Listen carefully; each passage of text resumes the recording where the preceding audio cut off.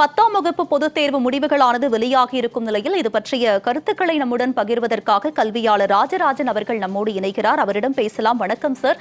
10ஆம் வகுப்பு பொதுத் தேர்வு முடிவுகளானது தற்போது வெளியாகி இருக்கிறது. கிட்டத்தட்ட 8 லட்சத்திற்கும் மேற்பட்ட மாணவர்கள் இந்த தேர்வை எழுதியிருக்கும் நிலையில் 91.55% மாணவர்கள் தேர்ச்சி அடைந்திருக்கிறார்கள். இது பற்றி உங்களுடைய கருத்து சார்? 2023 ரிசல்ட்டை கம்பேர் பண்ணும்போது 0.16% விழுக்காடு ஜாஸ்தி ஆயிருக்கிறது மகிழ்ச்சியான செய்தி. அதோடு இல்லாம அரசாங்கத்துல இந்த ரீடோட்டலிங் ரீஎவாலுவேஷன் 10th கொடுத்திருக்கிறது வரவேற்க தகுந்த ஒரு செய்தி. அதை நம்ம பாராட்டணும், வரவேற்கணும். மாணவர்களுக்கு மிக பயனுள்ளதா இருக்கும். அதே மாதிரி சயின்ஸ்ல 5104, சோசியல்ல அதே மாதிரி இங்கிலீஷ்ல, தமிழ்ல கூட 8% வந்திருக்கு. மகிழ்ச்சிக்கு ஒரு செய்தி. மாணவர்கள் நல்லா படிச்சிருக்காங்க. இத முக்கியமா நான் சொல்ல வேண்டிய செய்தி என்னன்னா, இந்த குரூப் செலக்ட் பண்ணும்போது கவனமா 12th எடுக்க வேண்டிய குரூப், 11th எடுக்க வேண்டிய குரூப் அவர்களுக்கு பயனுள்ளதாகவும் வாழ்க்கையில மேற்கொண்டவங்க என்ன செய்யணும், எதை நோக்கி போறாங்களோ அதை நோக்கி அதுக்கு தகுந்த அந்த குரூப் எடுக்கணுங்கிறது என்னுடைய ஒரு அறிவுரையை நான் சொல்ல விரும்புறேன். பொதுவாகவே இந்த 10th ரிசல்ட் ஒரு நல்ல ஒரு சிம்டம்ஸை காமிக்குது. இதுல கவலைக்குரிய செய்தி என்றால் ஆப்சென்டீஸ் 18,000 ஸ்டூடெண்ட் கிட்டத்தட்ட ஏன் ஆப்சென்ட் ஆகுறாங்க, எந்த ஸ்டூடெண்ட் ஆப்சென்ட் ஆகிறத கவனிக்கணும். அதே ஆப்சென்டீஸ் கொஞ்சம் இருக்கு இந்த மாற்றத்தினால் கூட அதையும் கவனிக்கணும். அந்த சிறை கைதிகள் மிக நன்றாக அதை செஞ்சிருக்காங்க. 228 பேர் பாஸ் பண்ணிருக்காங்க. மீதி பேர் ஏன் பாஸ் பண்ண கவனிச்சு அவங்களையும் நம்ம ஆதரிக்கணும். அரசாங்க பள்ளிக்கூடங்கள் மிக நன்றாக சிறப்பாக செய்திருக்கிறாங்க. மாவட்டங்கள் கொஞ்சம் மாறி வந்திருக்கு. வரணுங்கிறத வரவேற்கக்கூடிய செய்தியாக சொல்ல விரும்புறேன். சார், நீங்க சொன்ன மாதிரி கடந்த ஆண்டு தமிழ்ல யாருமே சென்டம் இல்ல, ஆனா இந்த வருஷம் 8 பேர் எடுத்திருக்காங்க. மத்த சப்ஜெக்ட்லயே சென்டம் உடைய பெர்சன்டேஜ் அதிகரிச்சிருக்கு. இது பத்தி உங்களுடைய கருத்து? அதாவது இந்த கல்வி தொடர்பு மாணவர்களுக்கு வந்திருக்குன்னு சொல்லணும். இதுக்கு காரணமான ஆசிரியர்களை பாராட்டணும். அரசாங்க பள்ளிக்கூடத்து ஆசிரியர்கள், தனியார் பள்ளிக்கூடத்து ஆசிரியர்கள், அரசாங்கத்தினுடைய பெரிய முயற்சி இருக்குதுல. அரசாங்கம் மிக நுணுக்கமா இந்த பள்ளிக்கூடங்களை கவனிச்சிருக்கு. அரசு பள்ளிகளையும் மற்ற பள்ளிகளையும், அதாவது கவனச்சிதறல் இல்லாம பள்ளிகள் படிச்சிருக்காங்கிறது காமிக்குது.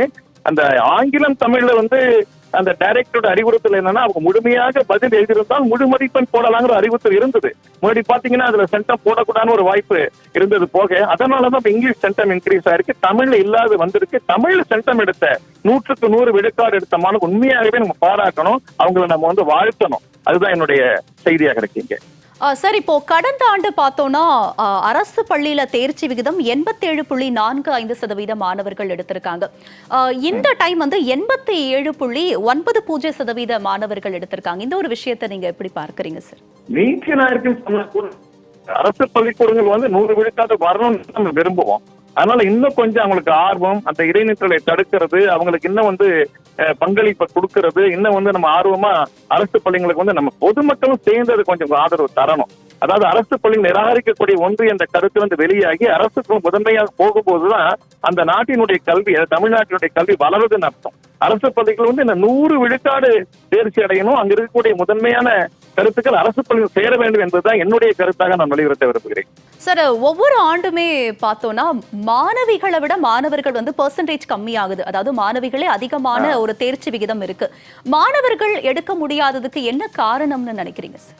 அது இந்த 2015 பார்த்தாலே இந்த 4.9%, 4.6, 3.7 இன்கன்சிஸ்ல 8.5 குறைஞ்சி 6.50 இருக்கு. ஓரளவு குறைங்கிறது முயற்சிக்கிற செய்தியா இருந்தாலும் மாணவர்களும் கவனிக்கணும். அதாவது அவங்களுடைய கவனச்சிதறலை குறைக்கணும். இந்த மொபைல் கவனச்சிதறல், பொறுப்பில்லாத தன்மை, இதெல்லாம் அவங்க விட்டதுனாலதான் இந்த ஒரு நிகழ்வு நடக்குதே ஒழிய மாணவர்கள் மாணவர்கள்ங்கிறதெல்லாம் சரியான கருத்து அல்ல. கொஞ்சம் அவங்க அப்படி இருக்காங்க. அதை நம்ம பள்ளிக்கூடம் அளவுல அணுகி, அதாவது இப்ப நம்ம எல்லாம் சேர்ந்து அவங்களை படிக்க வைக்கணுங்கிற ஒரு கருத்து தான் நான் சொல்ல விரும்புறேன். சார், அரசு பள்ளி மாணவர்கள் பாத்தீங்கன்னா 100% தேர்ச்சி நிறைய மாணவர்கள் எடுத்திருக்காங்க.